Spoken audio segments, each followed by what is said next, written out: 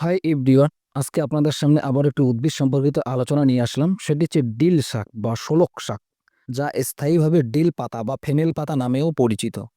একটি সুগন্ধি শাক। এটি মূলত এপিয়াসিয়ে পরিবারভুক্ত এবং এর বৈজ্ঞানিক নাম গ্রাভিওলেন্স।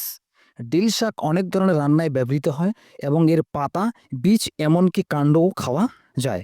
এবারে দেখব ডিল শাকের ব্যবহার। এটি স্যুপ, সালাদ, ডাল বা মাছের তরকারিতেও স্বাদ বাড়াতে ব্যবহার হয়। এরপরে ডিলের পাতা ও বীজ বিভিন্ন ধরনের আচার এবং মেরিনেডে সুগন্ধি উপাদান হিসেবেও ব্যবহার করা হয়। এরও যদি এখন আমরা ওষুধি গুণ দেখি, ডিল শাকে প্রাকৃতিক অ্যান্টিঅক্সিডেন্ট, অ্যান্টি ইনফ্লেমেটরি এবং হজমে সহায়ক উপাদান রয়েছে।